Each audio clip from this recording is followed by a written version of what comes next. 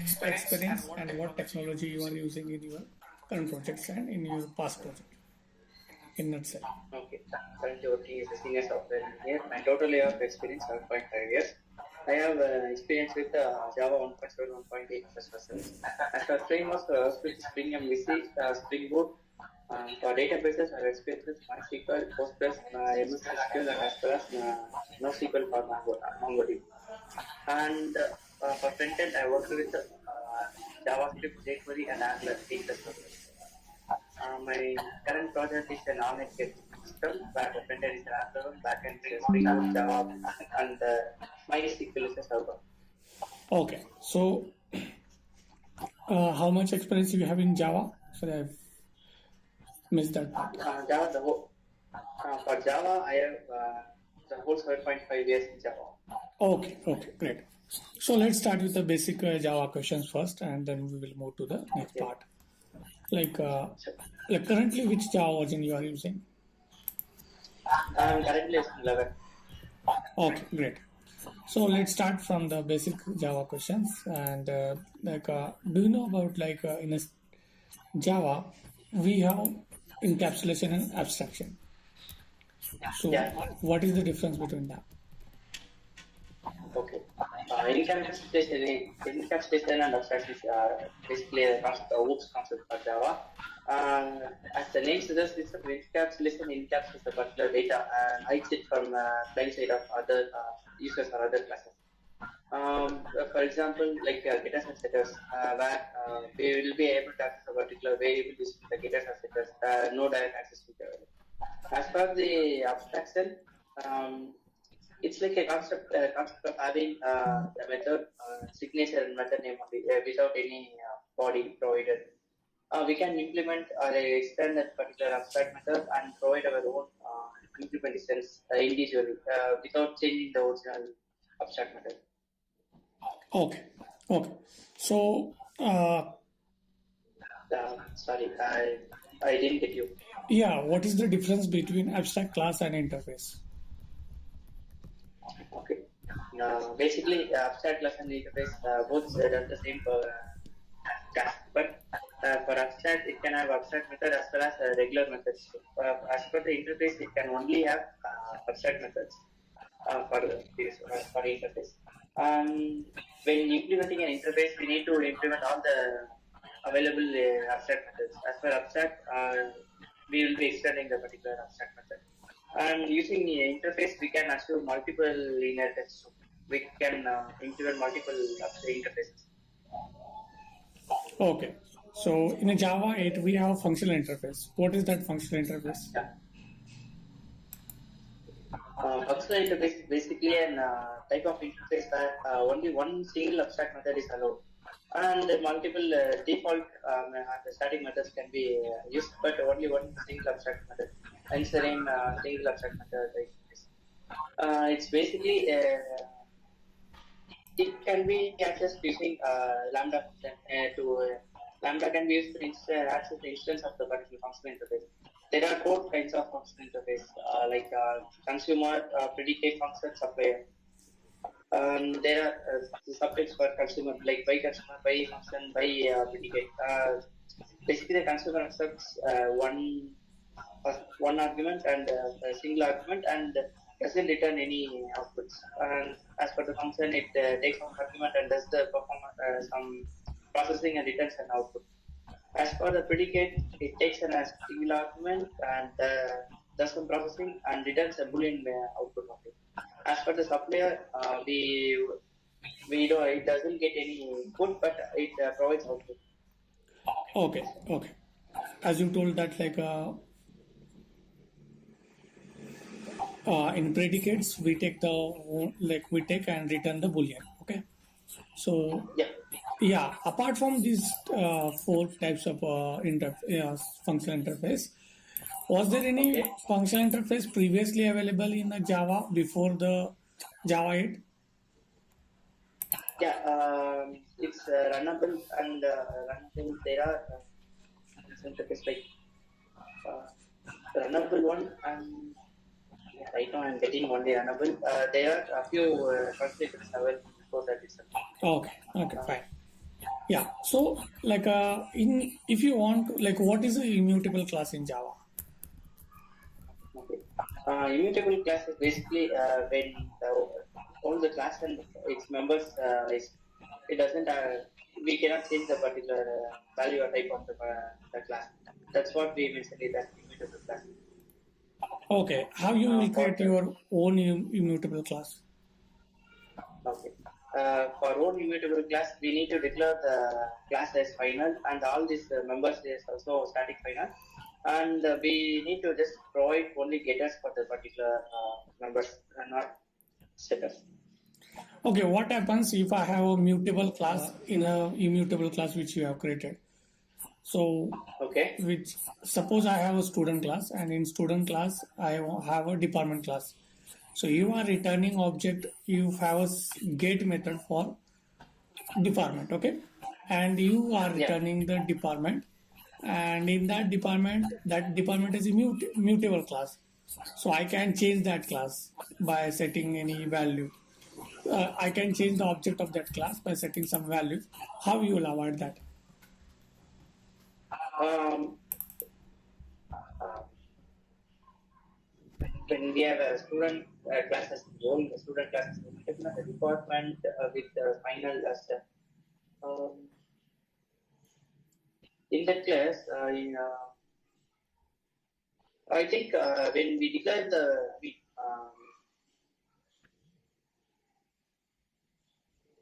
say, Have you got my question? yeah, Okay. just it the question. I got it right. Yes, sure. The student class immutable, right? And there is a one variable like department, Yeah. where the department is not immutable, but we want to make it as immutable to not Yes. Yes. okay. Then we can have. Then we can make the subclass extend the extend the student class. Then we might able to implement the rule in the subclass also. Yeah, that is what, like, if you are making a student class as immutable, then no one will able to extend the student class, correct? Because yeah. So in child class you will not able to do that because there will be no child class. Okay. Yeah. Okay. So like next. So what are the? Oh yeah. Sorry. I just remember. Okay. We won't be able to declare the child class without immutable when the student class is immutable. Yeah. Okay. So like, thank you.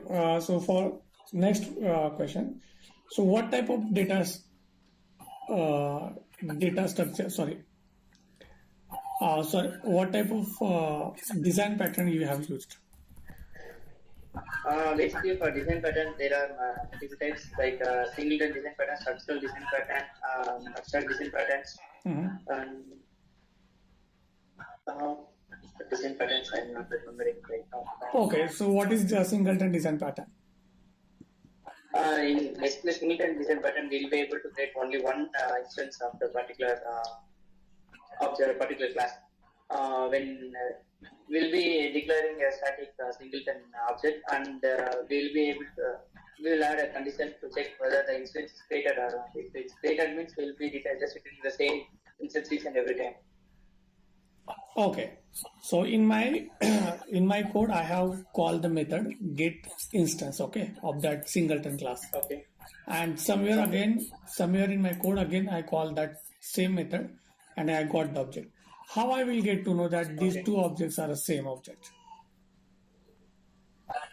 We can we will be able to print a particular instance as code. We can print the dashing as address for the particular object. So to check whether the instance is newly created or existing one. Okay, so is it okay? There is a contract between hash code and equals. What is that contract?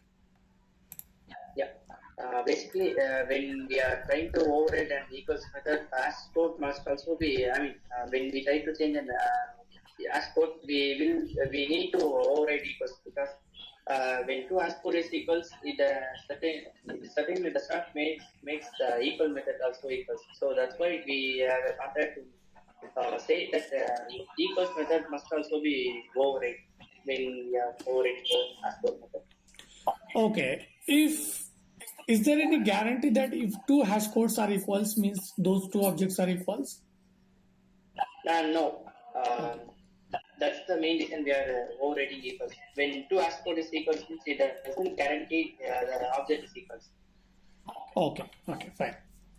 Okay. My next question is like, have you worked in a multi-threading environment? Yeah. For a particular task, not in my most of the project acts on a single threading environment. Okay. So, what is the difference between sleep method and wait method? Basically, in the sleep method, when a thread has an access to a resource, it doesn't release the access of the particular resource. It will hold the access till the sleep time is over. As per the wait, it releases the access to other threads to access. So, and goes to sleep. Goes to sleep. Yeah. Okay. So, should we handle the sleep and wait method in a try catch or not? Is it mandatory or is it not mandatory? Yeah, it is mandatory to access the sleep method in try catch so that it's mandatory to use try catch. Okay, fine. So in a trading, we have two types. Like most of times we face volatile variables. So what is the volatile variables? Basically, what we mean by volatile is the particular variable can multiple threads can access the particular variable. Mm-hmm. In that case, multiple threads can modify the values of that variable. So, in that particular case, we refer that object as volatile. Okay. So next question, like, have you worked? So which are the classes from the collection you have used? Classes and interfaces. Okay, for collection, basically the map list set a few. These are the things I basically work on. And for that, we have ASMAP interface and linked ASMAP as table and list, array list, asset, everything. Okay, so when we use array list and when we use linked list? Okay. Basically, in case of array list, when we for linked list, if we want to order started elements, then in that case we'll be using. As for the array list, we don't. We could not guarantee the order. As per the ASK table, the performance for ASK, the linked list is better than. Sorry. Yeah, it's fine. Mobile.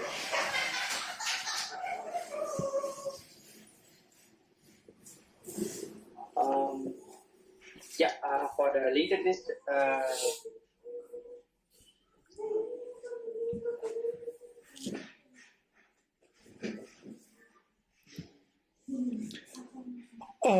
like your voice is cut.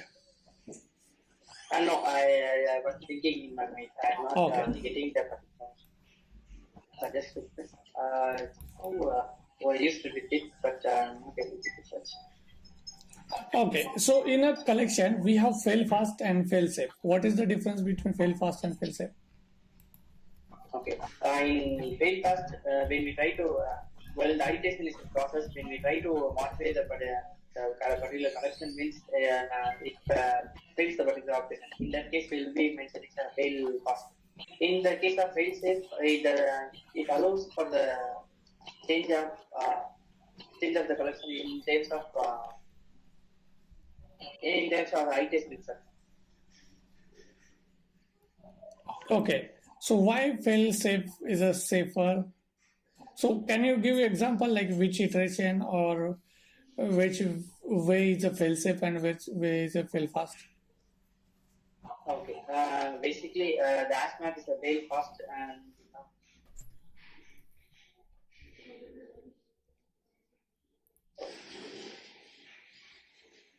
yeah, for example, we take ASMAP and ASTable. ASMAP is a fail fast because it's not synchronized one, but ASTable is fail safe. It is also synchronized and also it's safe. So that's Okay, the thing. okay, fine. So okay, so coming to like us, can you do you have any editor open in your laptop? Coding editor? No, I don't have any tips. Okay, do you have you joined this call from the mobile or laptop?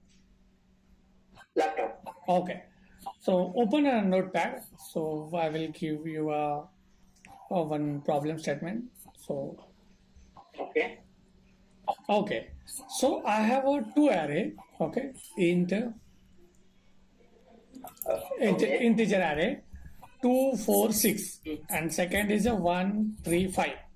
I have to merge these two array. So how you will merge those two array? Okay.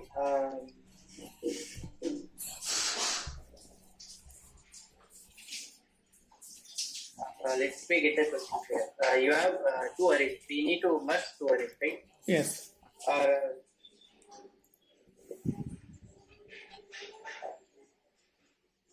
Between two arrays, we can have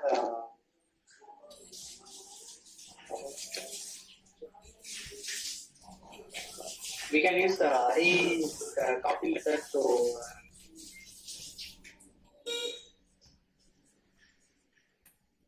Okay, without any by default methods, can you write your own okay. logic? Yeah, that's what I'm using.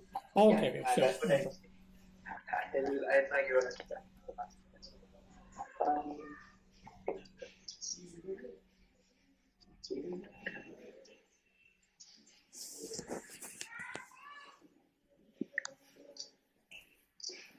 So, what is microservice architecture? What is microservices? okay. Okay. Basically, what we define a microservices is instead of having a monolithic application with all the modules in single application, we can create small microservices as an instance, different services for each task, and we can have each deployed in different environments and make them communicate via same single gateway or something, so that it is easy to upskill or easy to expand the particular business and reusability also it's easy. Okay. So, in microservice architecture, we have you implemented that using a Spring Boot? Yeah, I created microservices in Spring Boot applications, different new Spring Boot applications for each services. Okay. So, have you used the authentication, authorization in your in your microservices? Basically for authentication, there is I'll basically create new microservices which handles all the authentication or authorization process. And from there, we can access API gateway to get the results. I mean, we get access to other APIs also. Okay. What is the difference between authorization and authentication? Basically, authentication is when is to check whether the user is valid or not, whether the user is valid or not. As for the authorization, is to check whether the user has an access, has a permission to access a particular page or particular resource. Okay. Fine. Great. Okay. So, okay, how much you will rate yourself on the writing SQL out of 5? Uh, for SQL, I'll rate 3 to 4 because yeah. Okay. So let's consider two table. One is a student and one is a department. Okay. In a student table, you have department ID as a foreign key. So you have to print all the departments and its student counts for that department. Okay. Can you please introduce yourself in a nutshell? What is your project and what is current roles and responsibilities?